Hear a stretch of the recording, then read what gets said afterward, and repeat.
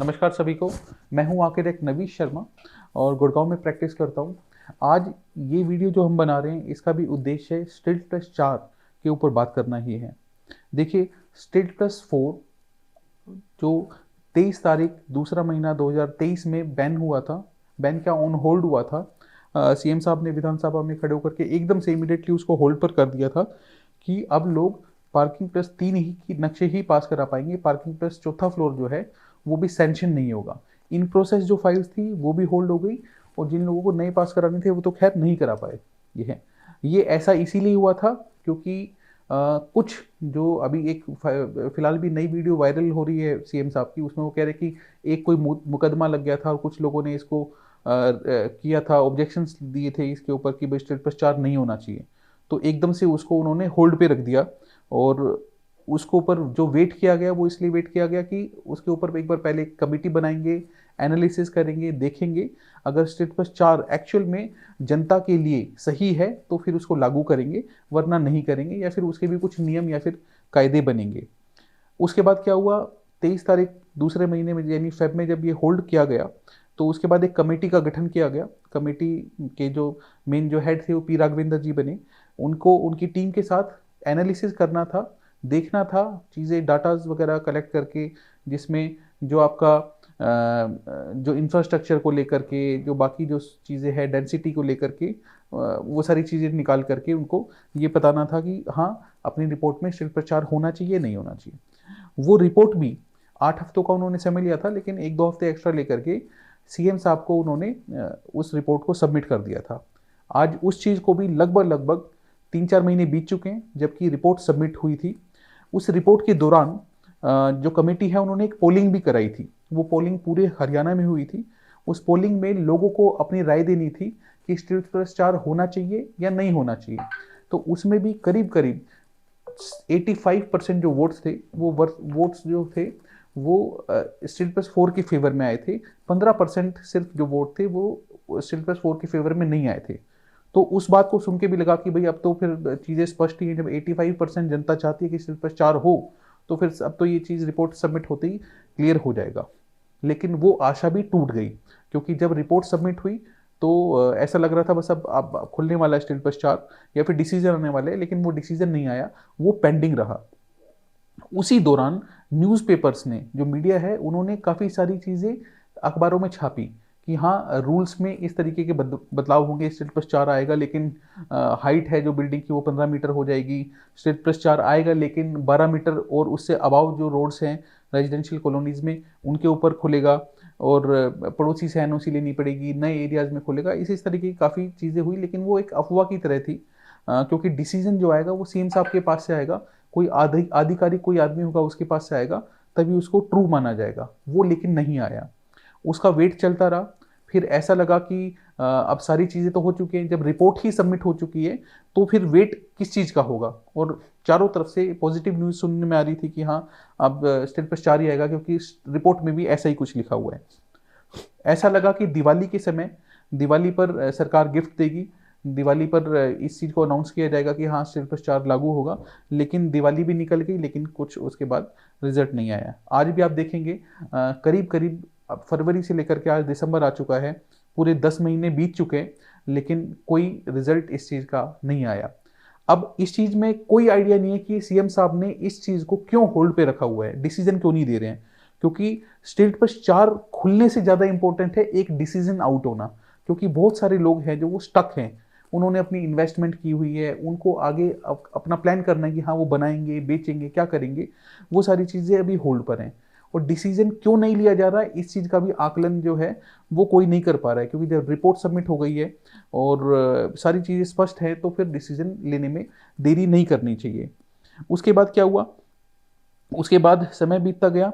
अब रिसेंटली एक चीज़ चालू हुई है। देखिए, जो स्टील प्लस 4 बैन या होल्ड जो लगा था उसके पीछे सबसे बड़ा जो मुद्दा बताया जा रहा था वो बताया जा रहा था कि हाँ बिल्डर्स तो चाहते हैं, जो भी गिने चुने जितने भी 1000 बिल्डर्स हैं वो तो चाहते हैं अपने प्रॉफिट के लिए कि स्टील प्लस 4 होना चाहिए, लेकिन आम जनता नहीं चाहती है। और उसमें सबसे ज़्यादा जो बताया जा रहा था विरोधी पार्टी, वो आरडब्ल्यूए का बताया जाता, यानी जो रेजिडेंट वेलफेयर एसोसिएशंस होती हैं हर सेक्टर की, कॉलोनीज की, वो लोग उस चीज़ को रिवोक करती हैं, ऑब्जेक्शंस डालती हैं कि स्ट्रीट पर चार नहीं होना चाहिए। लेकिन जो सर्वे हुआ गुड़गांव में भी, अभी आप देख रहे हैं आए दिन न्यूज़पेपर में आ रहा है, अलग अलग तरीके की जो एसोसिएशन है, आरडब्ल्यूए है, वो अब अपने तरफ से सीएम साहब को परेशान होकर के लेटर लिख रही है कि हाँ स्ट्रीट पर चार को लागू किया जाए, क्योंकि ये सिर्फ बिल्डर के हक में नहीं है स्ट्रीट पर चार, ये हर आम आदमी के हक में है। खासकर आज के समय में जब प्रॉपर्टीज के रेट इतने ज्यादा हाई हैं, एक आम आदमी बड़ी मुश्किल से पैसा इकट्ठा करके एक प्लॉट ले सकता है, उस प्लॉट के ऊपर भी उसको उस तरीके की सुविधा ना मिले कि वो चार मंजिल नहीं बना सकता जो कि पहले बनती थी, तो उसके लिए काफी ज्यादा परेशानी की बात है। परिवार किसी का बढ़ता है आज की डेट में, अगर एक दो भाइयों ने एक प्लॉट लिया है किसी तरीके से मिल करके, तो अब उनकी कैपेसिटी दूसरा प्लॉट लेने की नहीं है। जब उनका परिवार बढ़ेगा तो वो ऊपर ही जा सकते हैं, एक मंजिल बना सकते हैं। और हमने अपने पर्सनल लेवल पर भी इस चीज़ की एनालिसिस किया, देखा, तो एक्चुअल में बिल्डिंग चाहे पार्किंग प्लस 3 मंजिल बने या फिर पार्किंग प्लस 4 मंजिल बने, इस बिल्डिंग के बनने से किसी को भी कोई समस्या नहीं होती है। ना ही अगर पड़ोसी ने लेट से ऐसा कुछ कहा जाता था कि पड़ोसी के घर में क्रैक्स आ जाते हैं, उसके स्ट्रक्चर को हार्म होता है, अगर बिल्डिंग 4 फ्लोर बनती है, ऐसा भी नहीं है। अगर देखिए आपके पड़ोसी ने एक्चुअल में बिना डिजाइन करे मकान बनाया है, बहुत ही ज्यादा कच्चा मकान बनाया है, फाउंडेशन बिल्कुल स्ट्रॉन्ग नहीं है, तो आप दूसरा पड़ोसी अगर पार्किंग प्लस 3 फ्लोर भी बनाएगा तो भी उसकी जो फाउंडेशंस हैं वो सेटल हो सकती है, क्रैक्स वगैरह आ सकते हैं, इसको कोई नहीं रोक सकता है। यानी स्टील प्लस 4 इस चीज में कोई ऐसा नहीं है कि वो उसी की वजह से ऐसा हो रहा है। ना ही कोई उसकी धूप ऐसा रुकती है, ना ही कोई सीवेज चौक होते हैं, ना ही कोई इलेक्ट्रिसिटी की कमी आती है, क्योंकि वो चाहे बाजू में मकान लेकर के प्लॉट में रहे, चाहे वो रेंट पे रहे, चाहे वो कहीं और रहे, गुड़गांव में रहेगा, तो उतनी इलेक्ट्रिसिटी और उतना सीवेज इंफ्रास्ट्रक्चर वाटर वगैरह सब यूज करेगा ही करेगा। अगर एक आदमी जो गुड़गांव में रह रहा है, ये है, वो चाहे स्ट्रीट पर 4 फ्लोर बना करके रहे या कहीं दूर जा करके रहे, बिजली उसको हरियाणा सरकार को देनी है। तो ऐसा नहीं है कि अगर वो चौथा फ्लोर माइनस हो गया तो अब उसके नाम की बिजली बच जाएगी, बाकी तीनों को मिलेगी, ऐसा नहीं है। ना ही उसके नाम का पानी बचेगा, क्योंकि एक एक आदमी जो शहर में रह रहा है, बाहर से आया है, उसको बिजली, पानी और बाकी सीवेज की सुविधाएं सब देनी देनी है। तो इंफ्रास्ट्रक्चर भी कोई बड़ी चीज़ नहीं है, खासकर चौथी मंजिल के लिहाज से अगर देखा जाए तो हर आम आदमी को ये बात समझ में आती है। और इसी बात के ऊपर सब लोग चाहते हैं कि हाँ स्ट्रीट पर 4 हो। तो अब वो सिनेरियो भी जो है धीरे धीरे खत्म हो गया है, क्योंकि आप देखेंगे बहुत सारी आरडब्ल्यूए है, वो तो आ ही रही हैं। अलग अलग तरीके की जो एसोसिएशन है, जैसे लोहा व्यापारी एसोसिएशन का भी हमने न्यूज़ देखी, कल आई थी, तो वो भी चाह रहे हैं, क्योंकि उनके काम के ऊपर भी फर्क है, उनके जो आमतौर की जो उनकी ज़िंदगी है उसके ऊपर भी फ़र्क है, व्यापार के ऊपर फ़र्क है, और खुद भी जो वो मकान बनाते हैं उनमें भी फ़र्क है। तो वो भी ऐसा चाहते हैं कि पार्किंग प्लस 4 को अलाउ कर दिया जाए। दिल्ली में अलाउड है, यूपी में अलाउड है, जब हमारे आसपास के जो नेबरहुड है उसमें भी अलाउड है, तो कोई रीज़न बच नहीं जाता कि स्टील प्लस 4 को होल्ड पे रखा जाए। अब इसमें सिर्फ ये बात आती है कि इतना सब कुछ जब चीज़ें स्पष्ट हैं तो भी डिसीजन क्यों नहीं लिया जा रहा है। अब मेरे को पर्सनली ऐसा लगता है कि कोई भी डिसीजन लेने के लिए एक स्ट्रॉन्ग किसी तरीके से बात सरकार के पास पहुंचाई जाए, तब सरकार को लगता है कि हाँ ये एक्चुअल में लोगों की ज़रूरत है। तो वो अब तक उतना स्ट्रेंथफुल तरीके से सरकार के पास वो मैसेज नहीं जा रहा था, सरकार ने बंद कर दिया। अब आम लोगों की जो कठिनाई है, जो छोटे लेवल पे बिल्डर्स, आम यूजर्स, घर जो प्लॉट होल्डर्स हैं, जो वो उस चीज़ को जो एक तरह से झेल रहे हैं, वो वाली आवाज़ सरकार इतने ऊंचे लेवल पे होती है, सीएम साहब की कुर्सी इतनी ऊंची है, उन तक पहुंचना बड़ा मुश्किल है। तो जब लोग इकट्ठा होंगे, अपना मैसेज पहुंचाएंगे, सरकार के पास पहुंचेगा कि हाँ ये तो हर व्यक्ति की ज़रूरत है, तो जाकर के हो सकता है इस चीज़ पे डिसीजन लिया जाए।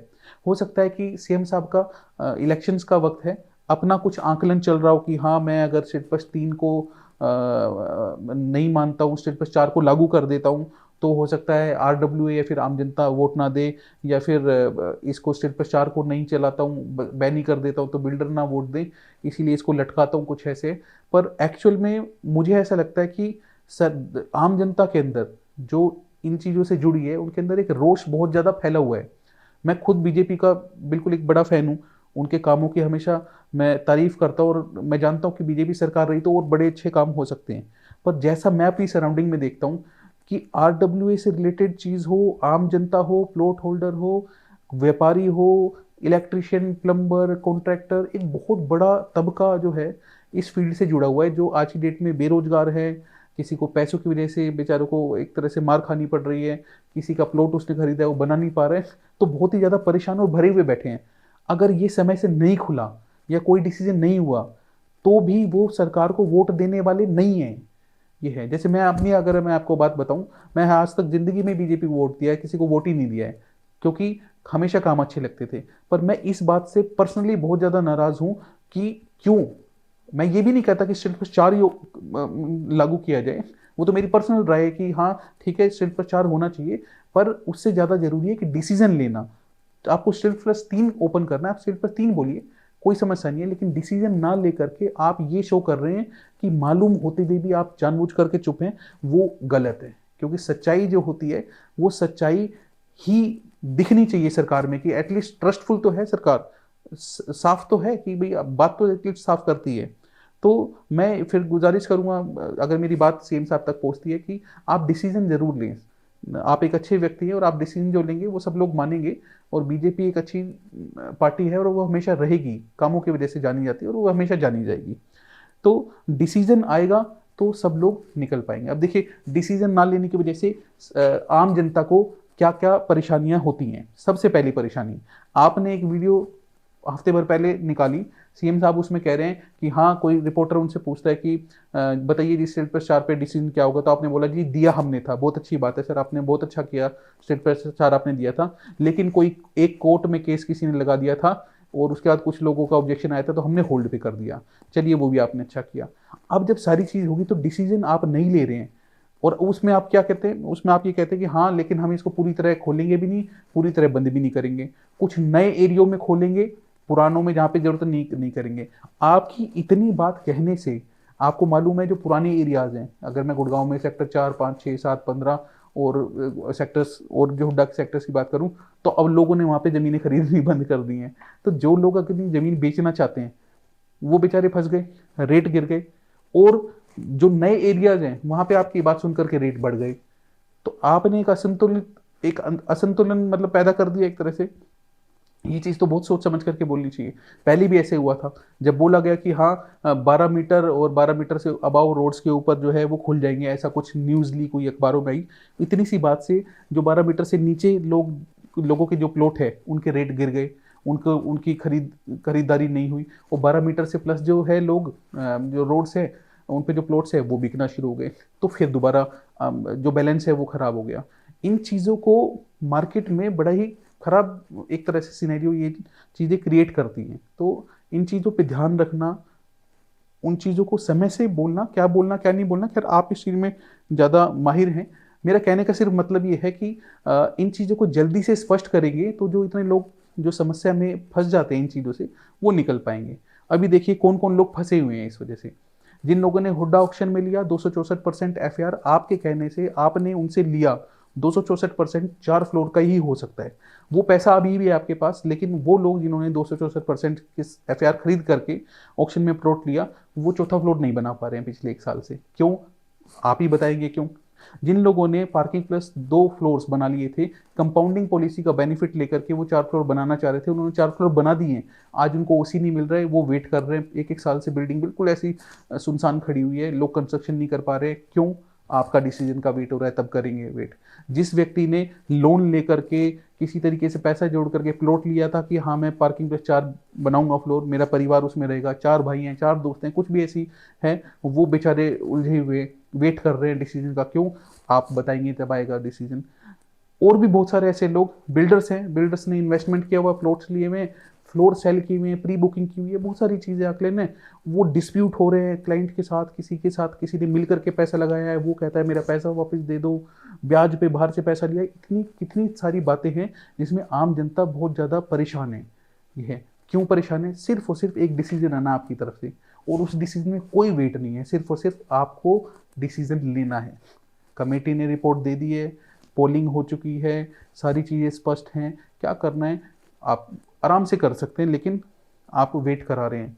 तो शायद क्या किस लिए वेट कर रहे हैं? आप चाहते हैं कि जनता बिल्कुल भर जाए, परेशान हो जाए और आकर के एकदम से रोड पे आ जाए, जब दिखेंगे कि हाँ अब इनको चाहिए, ऐसा मांग कर रहे हैं, तब आप खोलेंगे, ऐसा कुछ है? ऐसा नहीं करना चाहिए। ये जो आम जनता है वो आपकी प्रजा है, आपको उनके बारे में सोचना चाहिए।